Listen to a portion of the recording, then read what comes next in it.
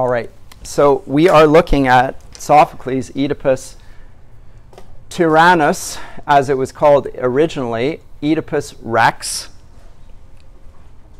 Actually, sorry, could you flip the light down again just for a second? I mean, yeah, I know, I'm sorry. I just asked you to do it. I just wanted to see you get up and down. Oedipus Tyrannus is what it was called originally. Oedipus the tyrant. The tyrant in that word tyrannus in Greek does not have pejorative connotations necessarily. It just means it is a king, but he hasn't passed on it through natural succession. If it was that, it would be Oedipus Basilius, in which case he'd be Oedipus the king. But in Latin, it's translated as Oedipus Rex, which means king.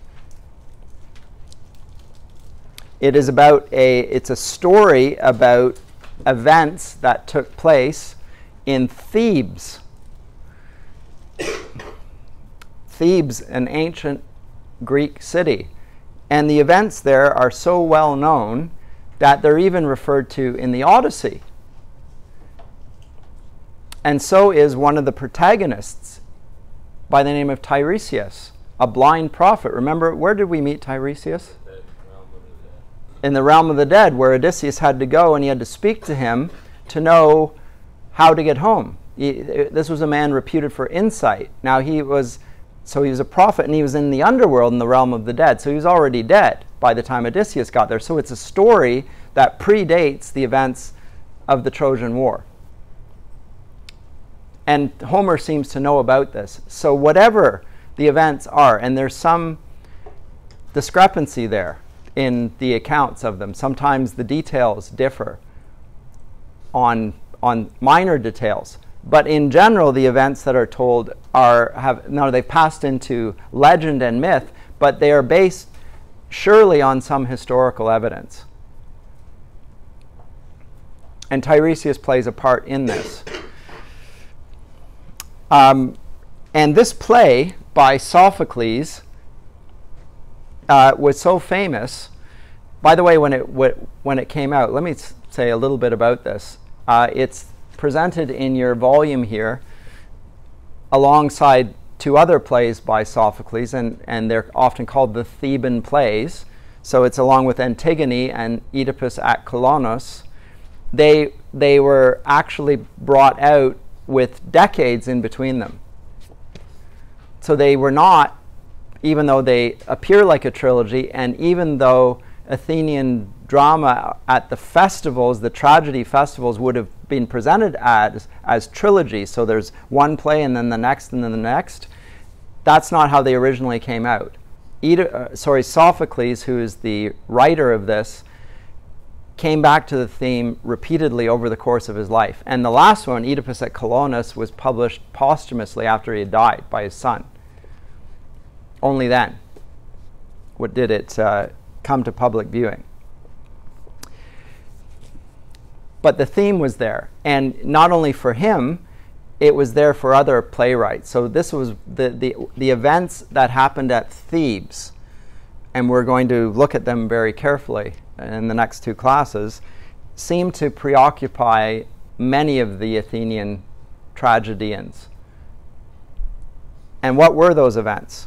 Well, I hope you've read some of them, but they're related primarily to a man who unknowingly murdered his father and married his mother,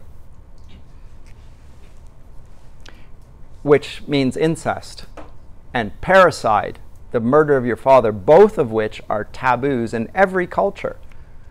Every culture regards incest and the murder of your father as not only illegal, they reach a different level. These are now taboos. There's a repugnance and a revulsion around these acts which is so strong that every culture recognizes the moral repugnance of it, feels disgusted at hearing the story. And they are connected with this city of Thebes. So famous or infamous as the case may be. But that's not what makes this play so great. And as I say, Sophocles is not the only writer who writes about the events at Thebes. It is his telling of them that makes it famous. the ordering, the way he designs the plot, that's what makes this a great play. It's not the events. The events are well known, so well known that, as I say, Homer himself is alluding to them in his Odyssey. So they go back way, way, way back in ancient history, but people know about them. But it is Sophocles' rendering of them which makes them so great. So what is the thing that he focuses on? And here's where I'm going to do the intro that I had mentioned before the break. This is about a play about insight and blindness and knowledge. That's what it's about. So I want to begin with a little bit of a discourse or an excursion from the play, and this passage in Mark 8, Mark's Gospel, where Jesus meets a blind man. Now, he's not the only blind man he's met. There's one he's just met before this, in fact, in Mark's Gospel. But this is a blind man he meets at Bethsaida, and I'm going to read this passage to you. They came to Bethsaida, and some people brought to him a blind man and begged him to touch him. And he took the blind man by the hand and led him out of the village. And when he had spat on his eyes and laid his hands on him, he asked him, "Do you see anything?" And he looked up and said, "I see men, but they look like trees walking." When Jesus laid his Jesus laid his hands on his eyes again, and he opened his eyes. His sight was restored, and he saw everything clearly. And he sent him to his home, saying, "Do not even enter the village." Now, this is strange in itself. Don't go into the village. Why not? And Jesus went on to his disciples to the villages of Caesarea Philippi, and on the way he asked his disciples, "Who do people say that I am?" And they told him, "John the Baptist." And others said, "Elijah." And others, "One of the prophets." And he asked them, "But who do you say I am? Who do you say that I am?" Peter answered him, "You are the Christ." And he strictly charged them to tell no one about him. Now, this is the strangest thing in the world on the appearance, on the surface. Jesus comes, he's not recognized. If you remember back to the Odyssey, he's incognito. Nobody knows who he is. His own disciples don't know who he is. He's now said a right thing. In another rendering in, I think, Matthew's Gospel, he said that he could not have known this had the Father not revealed it to him. That's what Jesus says, but that's not here. He just says, don't tell anyone. But okay, hold on, he got it right. He's finally got, why can't he tell? Well, let's read on. And he began to teach them that the Son of Man must suffer many things and be rejected by the elders and the chief priests and the scribes and be killed, and after 3 days rise again. And he said this plainly, and Peter took him aside and began to rebuke him. But turning and seeing his disciples, he rebuked Peter and said, "Get behind me, Satan. For you are not setting your mind on the things of God, but on the things of men." And calling the crowd to him with his disciples, he said to them, "If anyone would come after me, let him deny himself and take up his cross and follow me.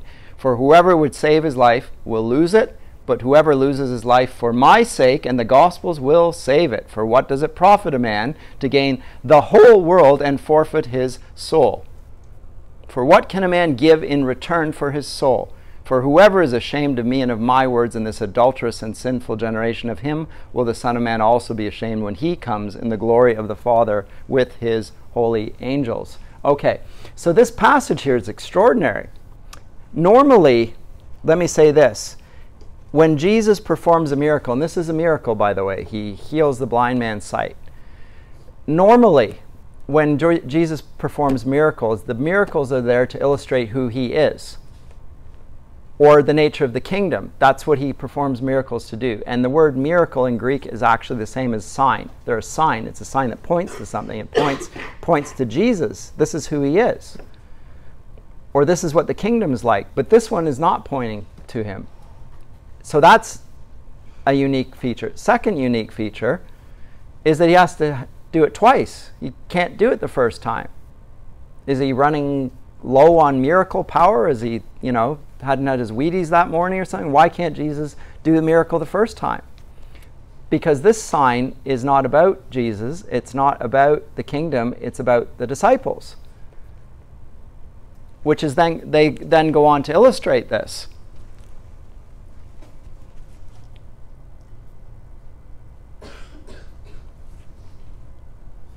Who do they say I am? Remember, the blind man says the first time he does it, I see men, but they look like trees walking around. They can't see clearly, but he calls them men. He's right, but he can't see the men very clearly. Second time he can see now.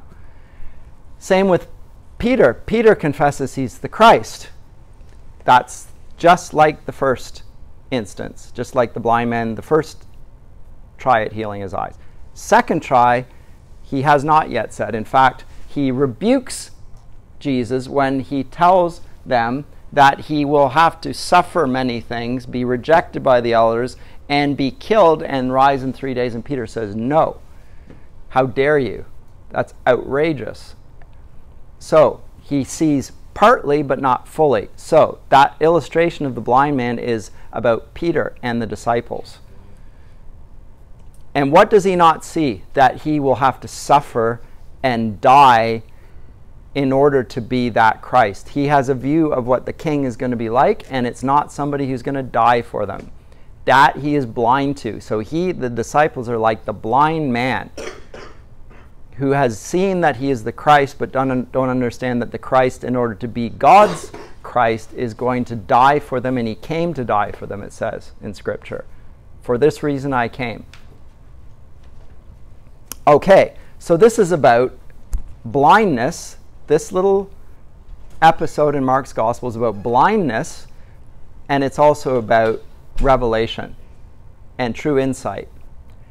And Sophocles, going back to this play, which is the focus of our study this morning and next class, is a play also about blindness and insight and knowledge and true knowledge. And the paradox in Sophocles Oedipus the King, which makes it the great play that it is that Sophocles makes it all about blindness and insight. He doesn't make it about the atrocity of incest. That's there. It's really about who sees clearly and who is truly blind. And here's the paradox. Tiresias is blind, but he knows that this man Oedipus is actually the man who has brought this terrible judgment of Apollo upon his city. He has murdered his father. He has married his mother. Whereas Oedipus, who claims to see and to be a prophet, he solves the riddle of the Sphinx, is actually blind to his true nature. So this is a play about the gradual revelation and the suffering of Oedipus that he will have to undergo before he can see fully. So there are parallels even between the biblical text and this play. But this is what Aristotle says makes this tragedy so great, is the ordering and the structuring of it to be about knowledge. And a gradual unfolding in the play of the identity of Oedipus. What did I do with my marker? Maybe I didn't bring it, which is unfortunate. And the Greek word for this is Anagnorisis. I'll put it on the board next time.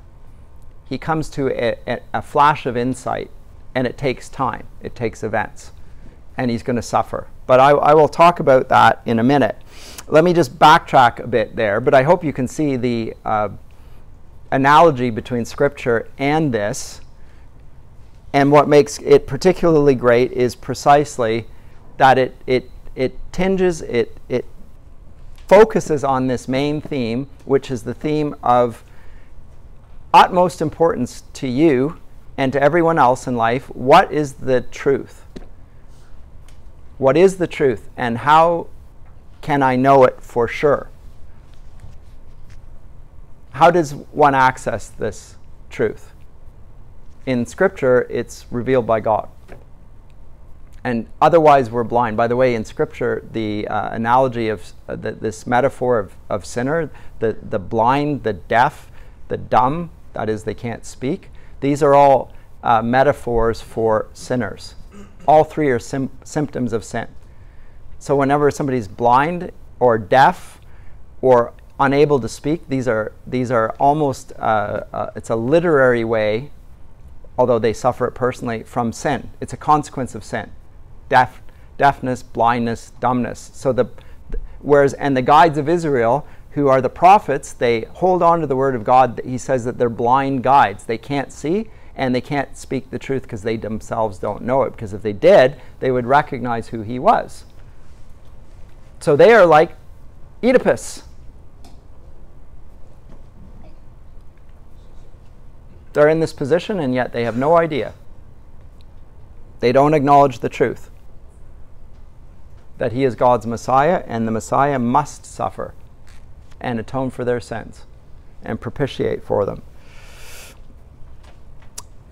Let me back it up a little bit. But as I say, the most important question, and you come to a university, you get down to the central issues here. In every culture, what's the truth? What's the true nature of reality, and how do I relate to it? And how am I going to live in accordance with that? Those are ones, when you come to a Christian university, you expect them. Actually, every university, you expect that. Answers to that. Backtrack. As I say, the 3 plays exist about Thebes, but they're written with decades between them, and there are some inconsistencies between the plays as well. So they weren't performed as a trilogy. They're now presented as one because the 3 are great plays. But in those trilogies, let me say something about this, and the religious background, because this is important. This play was once part of a trilogy, and trilogies were performed at a dramatic festival for tragedies, which took place in March, April of every year when the seas had opened up. People would gather at Dionysius, the city, and they would celebrate the god Dionysus. It was a religious festival, in other words. Now, who is Dionysus and what's he known for? Do you know anything about Dionysus? Who is he the god of, and what is he renowned for? Yes? God of wine. God of wine, yes. Also known as Bacchus. Bacchus. But he's the god of wine. Also, that's one of his connections. There's another, though, as well. Poetry. God of poetry, the god of wine. In vino veritas. And the festival, the tragic festival, the whole festival was a celebration of the god Dionysus. Now, as we saw in Homer's Odyssey, they have many gods, and they worship them all, and they all have their own little cults. And this one, the tragic festival, is where Dionysus is.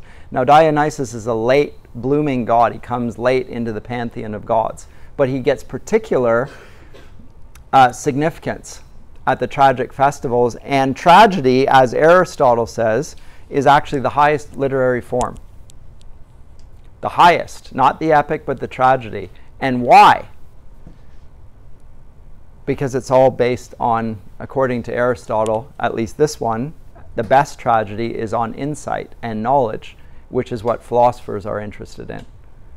It's the true nature of things. And this tragedy really exposes the nature of human blindness and the nature of true revelation.